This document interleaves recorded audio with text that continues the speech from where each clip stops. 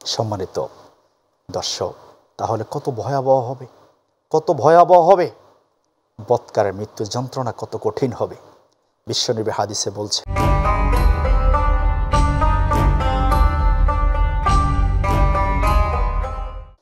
আলহামদুলিল্লাহি রাব্বিল আলামিন ওয়াসসালাতু ওয়াসসালামু আলা সাইয়্যিদিল মুরসালিন ওয়া আলা আলিহি ওয়া সাহবিহি আজমাইন।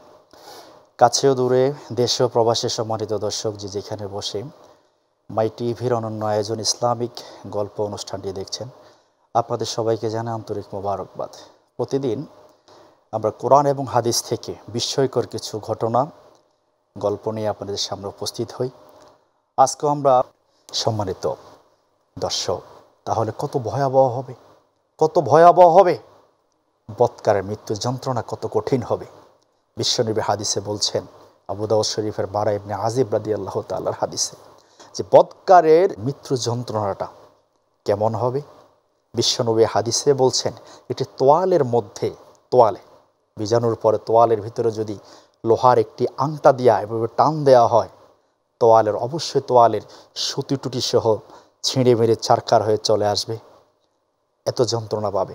অন্য হাদিসে বিশ্বনবী বলছেন, একটি জীবন্ত ছাগলকে, তাকে জীবন্ত ছাগল জবাই না করে তার চামড়াটা ছুলতে যেরকম কষ্ট পাবে ছাগল, সেরকম এর থেকে বেশি ব্যথা পাবে এই যে আপনার বৎকার লোক, তার হরণ অর্থাৎ মৃত্যু যন্ত্রণাটা এত বেশি হবে। কত ভয়াবহ, কত ভয়াবহ যন্ত্রণা। মালাকুল মাউত এবং ফেরেশতারা ওই বৎকারের রুহুটাকে ওই যে জাহান্নাম থেকে যে একটা কাপড় নিয়ে আসলো দুর্গন্ধ বিশিষ্ট, এই কাপড়ের ভিতরে নিয়ে নেবেন। কাপড়ের ভিতরে নেওয়ার পরে তারা আসমানের দিকে যাওয়ার জন্য চাইবেন। মধ্যখানে প্রতিমধ্যে যত ফেরেশতাদের সাথে দেখা হবে, কোনো ফেরেশতা দলের সাথে, ফেরেশতারা বলবে, কোন হতবাগা, কোন বৎকারের রুহু নিয়ে যাচ্ছ?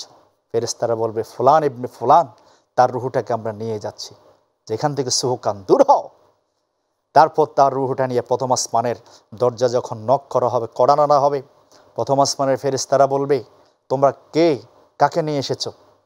ফেরেশতারা বলবে, মালাকুল মাউত সহ আমরা ফেরেশতারা আছি, আমরা ওই ফুলান ইবনে ফুলান, মানে অমুকের পুত্র অমুকের ওই বৎকারের রুহুটাকে নিয়ে আসলাম উপরে নেয়ার জন্য।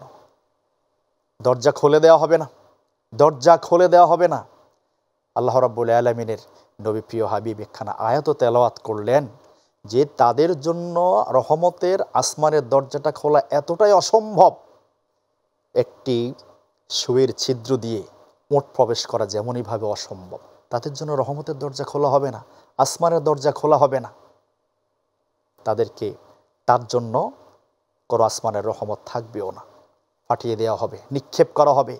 তখন মালাকুল মাউত তার রুহুটাকে এইভাবে নিক্ষেপ করবেন, সাথে সাথে তার রুহুটা সিজ্জিনে চলে যাবে। 7 আসমানের উপরে হলো ইল্লিয়িন, আর 7 জমিনের নিচে হলো সিজ্জিন। সিজ্জিনের ভিতরে বৎকারের রুহুটার এখানে সেই দপ্তরে তার নামটা লেখা হবে, নাউজুবিল্লাহি মিন যালিক, নাম লেখা হবে। কবরে যখন তাকে নেওয়া হবে, কবরে তাকে রাখার পর মালাকুল মাউত তো কাষ্ট শেষ, সেখানে মুনকার নাকির চলে আসবেন তাকে প্রশ্ন করার জন্য। মুনকার নাকির যখন আসবেন, আসরের সময় হবে, সবাই দেখবে। আমরা গত পর্বেও বলেছিলাম, যে মানুষদেরকে যে সময়ে কবরস্থ করা হোক না কেন, সে দেখবে যে আসরের সময় যায় যায় অবস্থা, সূর্য ডুবে ডুবে অবস্থায়, এমন অবস্থায় সে দেখবে। তখন গিয়ে মুনকার নাকির আসবেন। বৎকারে তো নামাজ টামাজ দেওয়ার পড়তো না দুনিয়াতে, তার কি আসরের সময় যাবে না কি জোহরের সময় যাবে, তার কোনো সে হুঁশও নাই।